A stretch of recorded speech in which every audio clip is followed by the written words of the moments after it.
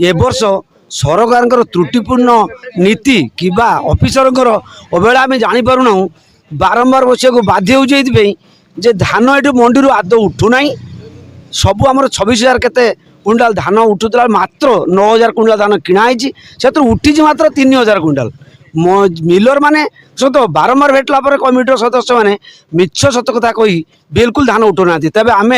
meeting करके रास्तार कर निष्पत्ति करूँ तो कलेक्टर सार आसी पहुँचले से दरखास्त देलु आपत्ति कलु सी सांगे सांग शह शह लोक जवाब देके जाइए जे आम धान 2 दिन भर सब लिफ्टिंग करदेबू ता सहित टार्गेट भी आम दे जाऊँ किणा बंद हे ना कि अति दुखर विषय जे जिलापाल महोदय कही गला बोधे सब प्रकार जहाँ चली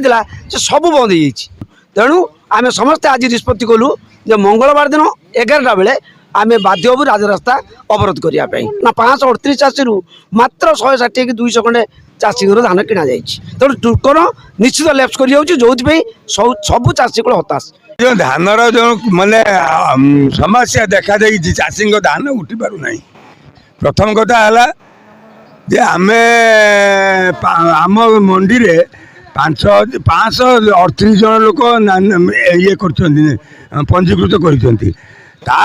धान टोटाल धान है 28,000 क्विंटल 28,000 क्विंटल भितर आज पर्यंत आमको टोकेन मिली 10,000 क्विंटल लिफ्टिंग आई 3,000 क्विंटल आहरी 7,000 क्विंटल पेंडिंग अच्छी मंडी रे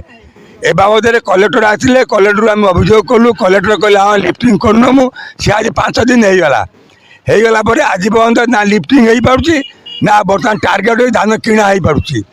बर्तमान आमर एक सिद्धांत है जो आम 200 लोक बसु ये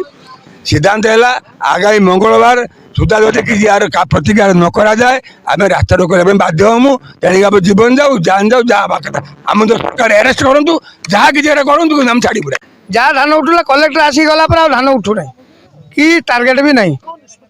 लास्ट आम डिस्टेंस चाषी समस्त बसुँच आम मंगलवार दिन बाध्य होकर रास्ता रोक ओह्लैबू आईन घाट को बर्तमान आम मंडी धान लिफ्टिंग हो पारनी कि टार्गेट भी नहीं चाषी मैंने आसिक आमको भिड़ुंट